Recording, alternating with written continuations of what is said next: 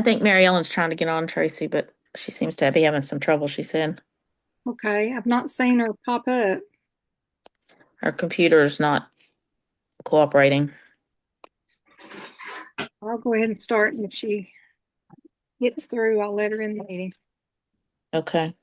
So this lesson is inspired by Bunny, a comment she put on Facebook, and that in conjunction with um, a post, a journal entry that I read from my grandmother's journal this week.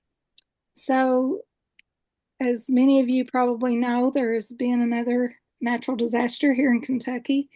Seems like we've just been bombarded like the last 2 years, but especially since 2025 started, seems like every month there's been some catastrophe.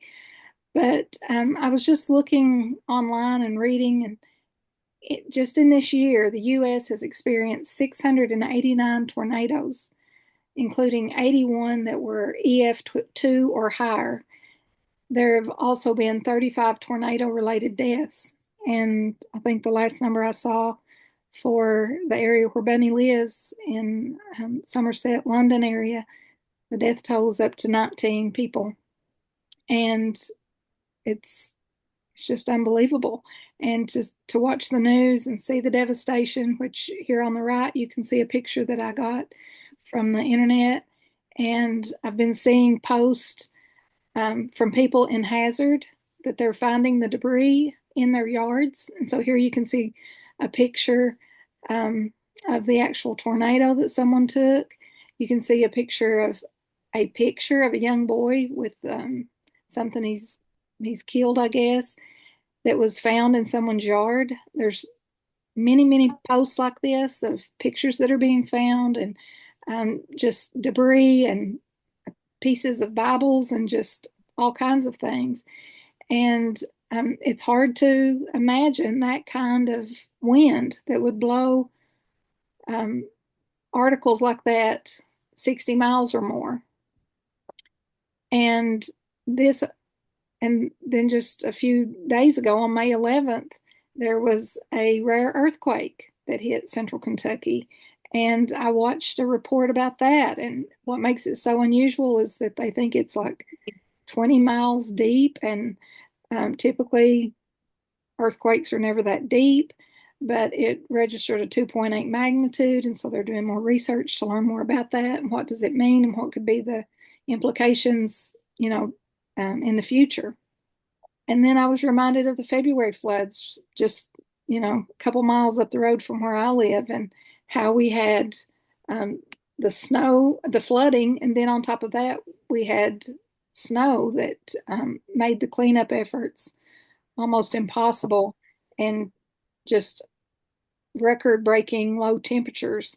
So even the people who were able to stay in their homes, they didn't have electricity. And so it was just hard to um, stay warm enough. And so you think about these types of unexpected disasters, and they're very painful. And so, when I read Bunny's post, and I didn't clip out all of what she wrote, but this part, she says, "What a time. Last Saturday, there was an earthquake that was felt in our neighborhood and tilted pictures on the wall. This Saturday, a devastating tornado. As for me, I'm saying, Lord, I'm listening and paying close attention. What do you want me to say? What do you want to say to me? So, what do you want to say to me? What do you want me to learn?" Um, and then what I'd read in my grandmother's journal, she was notorious for writing down little quotes and scriptures or things that she heard a preacher say that she wanted to remember. And this was something she had written. And she, most of the time, she put who wrote this or who she was quoting, but this particular one she did not. It just said, "Pain is God's megaphone in our lives to call us near to Him and His provision for us." And so I put that in, the internet to find out, who is this a quote from? And it repeatedly gave me back, not that exact quote, but one that it probably came from C.S. Lewis. And it's a version of his work that says, "Pain is God's megaphone to rouse a deaf world." And it came from his book, The Problem of Pain. And it says, in this work, Lewis argues that God uses pain in a way to awaken a person's attention and lead them to a deeper relationship with God. And I thought, Bunny's words there were so wise, that she was instinctively doing that. And when when we face unexpected pain, it could be through illness or through the death of someone, a loved one, these natural disasters where people lose everything. And, in watching the news tonight, more of these events are being predicted in our weather forecast. Um, so it could be us at any time, that we are just moments away from the unexpected. And do we recognize that as a call to, to listen? What are you teaching me? What are you saying to me? And it also led me to this quote by C.S. Lewis that I think is probably also from that book. It says, "Pain insists upon being attended to. God whispers to us in our pleasures, speaks in our consciences, but shouts in our pains. It is his megaphone to rouse a deaf world." And so I started thinking of the story of First Samuel, where Samuel hears the voice and he thinks it's Eli, and he goes, repeatedly. And then Eli, in his wisdom, recognizes, that's the Lord speaking to you. You tell him, to speak, that you're listening. And he says, "Speak, Lord, for your servant is listening." And I think we've all heard that so many times, and probably quote it without even thinking about which Bible story it comes from. But when when these times come, do we look to him for, not necessarily thinking of it as a punishment, but as a way, he's speaking in a way that gets our attention, and what is it that he's wanting to say to us? So I thought about, what could he be telling me? Um, Obviously, he's wanting me to act now. And the first thing that I need to do is to pray for the people who are affected, to pray for the communities, for the political leaders. I mean, they go days without sleep. The the teams that come in to help with relief, the financial needs that need to be met. There's so many things to pray about. And every time I think about it, I need to turn that into a prayer instead of just thinking, this is so devastating. This is so horrible. This is so um, sad. I need to pray in each of those thoughts. And then one of the social media influencers that I've talked about, Brandis, who's from this area, she uses her platform to find, locate, and then recommend places to give financially where she knows the funds are going to be used wisely. And so, that's something that he could be telling me, putting it on my heart, giving me a nudge in, the direction, whether I'll donate to a cause that's local or a cause like Samaritan's Purse or the Baptist Builders, or, there's so many different organizations that will have boots on the ground.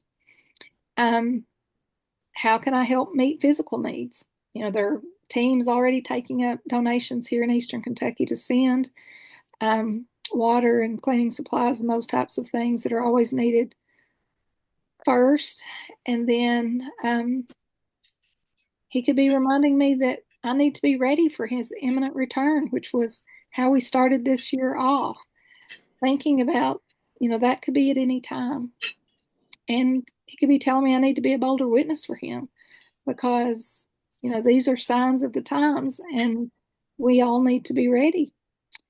And so I thought about Second Chronicles 7:14. If my people who are called by my name shall humble themselves and pray and seek my face and turn from their wicked ways, then I will hear from heaven and I will forgive their sin and I will heal their land. And I was also reminded, and I wanted to make another slide, but due to lack of time today, I didn't. I was reminded of our sermon this past Sunday, yesterday, where our pastor was preaching out of Acts 12, where Herod the king had killed James, and he had imprisoned Peter, and the people. It says here in Acts 12, verse 5. So Peter was kept in prison, but earnest prayer for him was made to God by the church. And so our pastor described what earnest prayer looked like. It wasn't just, what I described earlier, that when I think about it, I'll pray. Or, sometimes we say we'll pray and we never do. But he says that they prayed without ceasing. They would lay in a prostrate position until they knew God was moving, and that's how God longs to hear from us. So that was the note that I had put in my Bible. And then I was also reminded of when Esther asked Mordecai to have the Jews pray um, before she risked her life to speak to the king on their behalf. And so those are just some examples that I was reminded of. When we pray, what is our position of prayer? Are we dedicated to it? Are we really seeking what does the Lord want us to do as a result of this megaphone um, event, a megaphone event, I'll call it. And so Yeah. that leads me to our journal. And I wanted my journal to really just reflect devastation. And I also wanted it to have a megaphone coming out of, maybe one corner. I even thought this cartoon image up here in the right, where God is, hey, he's getting our attention. And then we answer, yes, what are you saying? Um, I also thought, in this picture in the middle, that's quite the artistic feat. But if we took little pictures of natural disasters and put around our page, like this one up here on the left, that wouldn't be too difficult.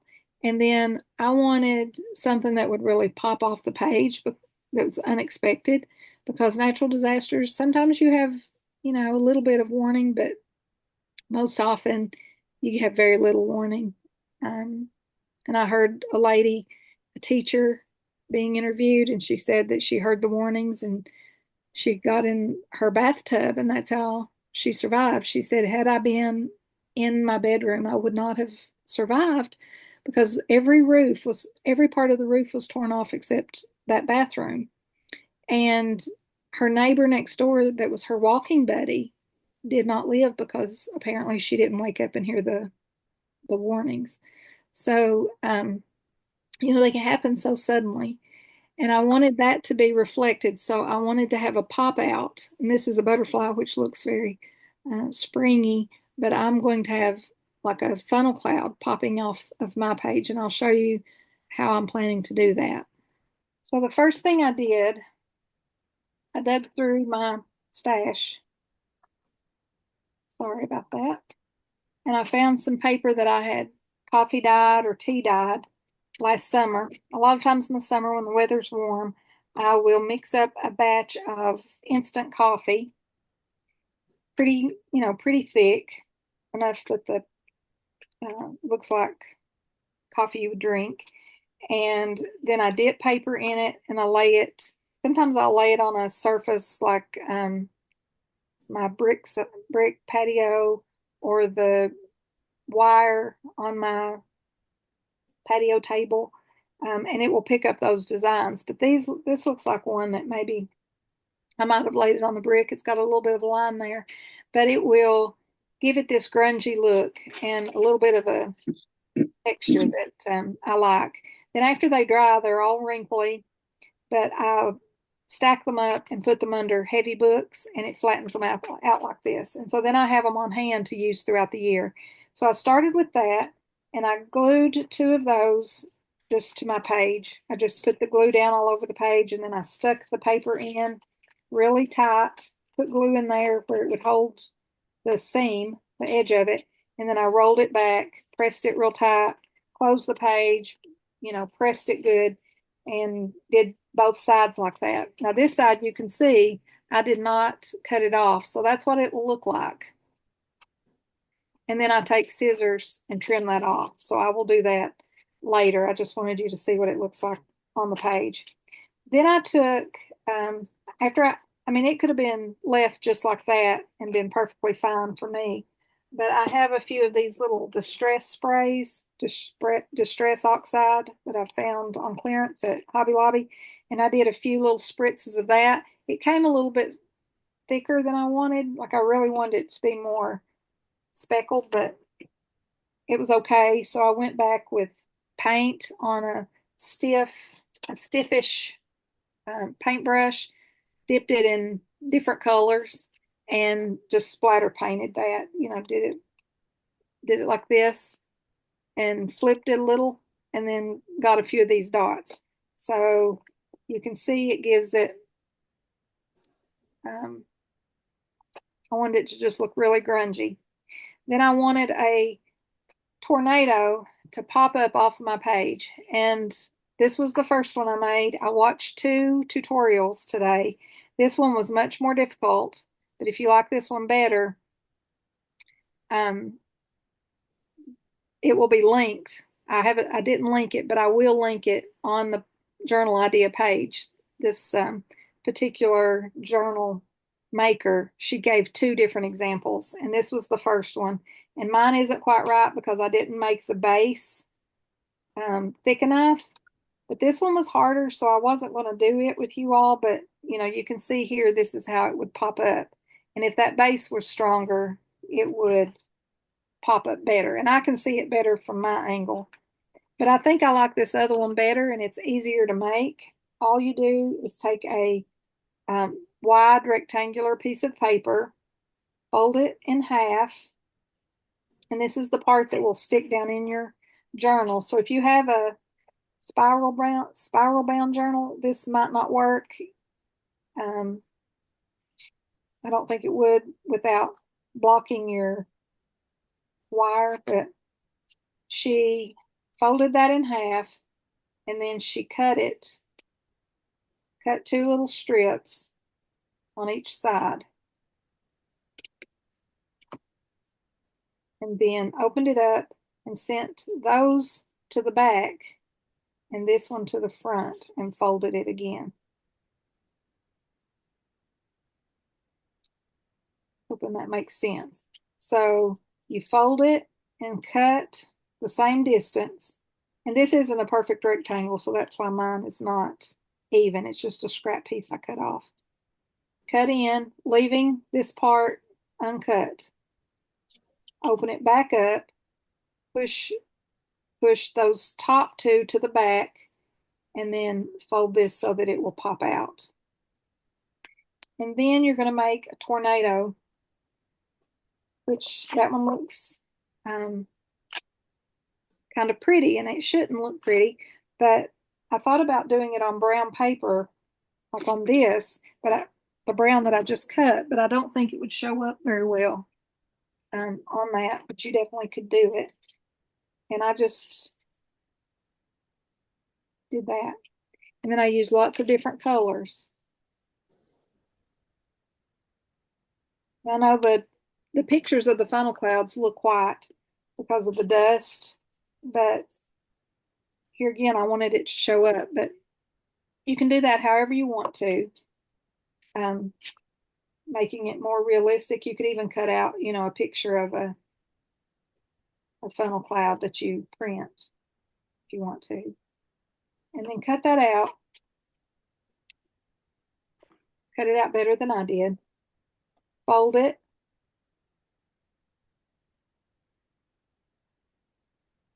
and then you glue it to the front part of that pop-up, like this. So then that's how it'll look. Then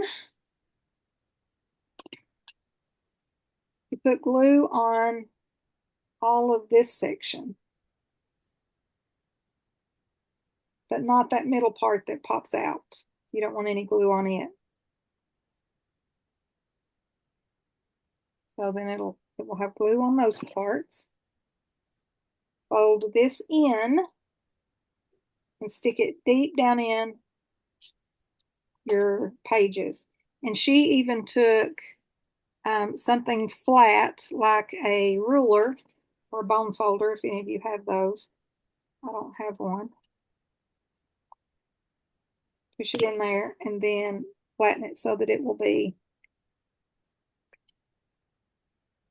Then when you open your journal, your tornado, it will still be flat like your pages, but it will still pop up. And to me, that's representing, that you're not expecting it. It just happens. And you're not going to expect this in your journal. It's a surprise and not a good surprise.